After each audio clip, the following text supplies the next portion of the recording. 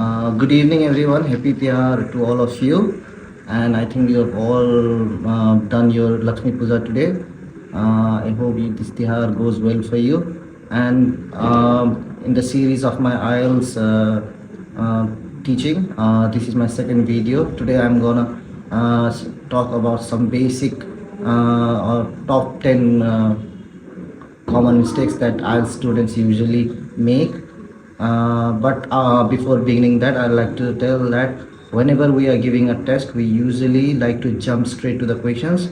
So that brings to our first uh, tips or first mistakes that usually students or beginner level students do while giving their test. So first one is not understanding the format of the test. That means, like I said in my previous video, there are four sections: listening, reading, writing and speaking, and you have to be familiar with what all the formats are. I think I've told you about the format in brief about both IELTS and PT in my previous video.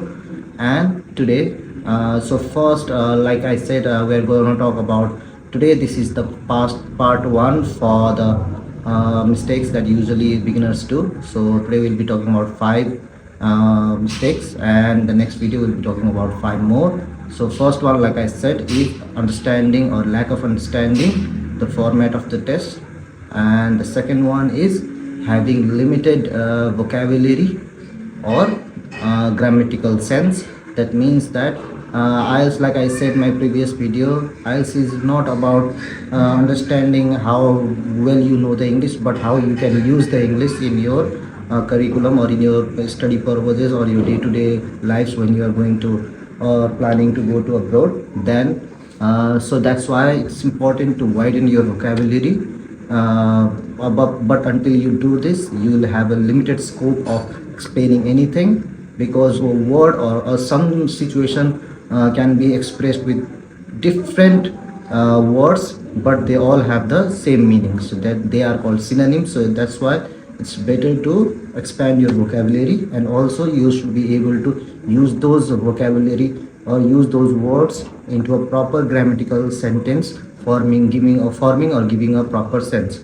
So second one is, like I said, first one, lack of understanding of the test format. Second one is limited vocabulary or grammatical sense, and third one is unable to understand the unable to understand what the question is asking from you. For example, in the case of writing, I said, like in my previous video, I said there were two things.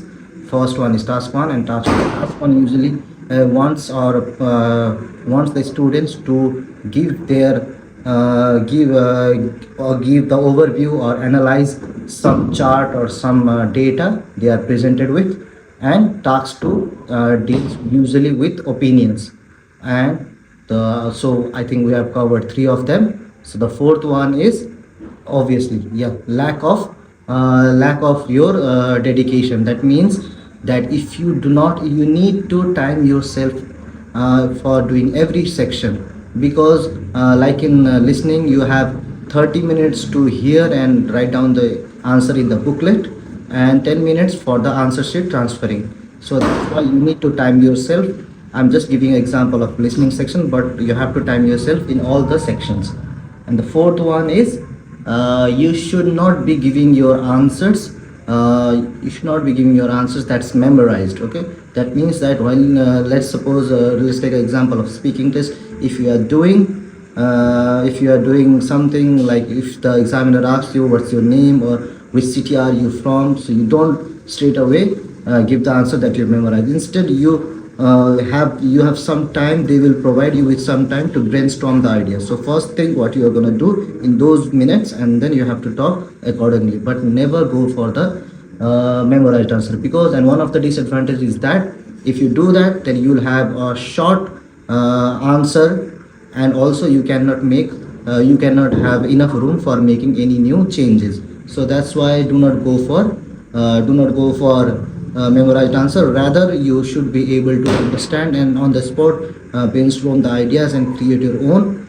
And also you have to be, in a way you have to be very careful, because what you speak during the speaking test decides what your next question is going to be. So if you are talking about your hometown or your personality, then your second question may come regarding your hometown or personality, and your third question will be third section of the speaking will be usually the expanded version of the second person. So you yourself can decide where the interview will go. You have, instead of interviewer guiding you or taking you to that point, you actually have the option to take the interviewer to the area which you are familiar with. So yeah, I think that covers the whole five common mistakes. We'll be talking about more five common mistakes in my next video. Stay tuned for that, and please do like, comment, subscribe, and share if you like the content, and also provide me with the topics that you want it to be covered in the next video. Thank you for now. Signing. Thank you.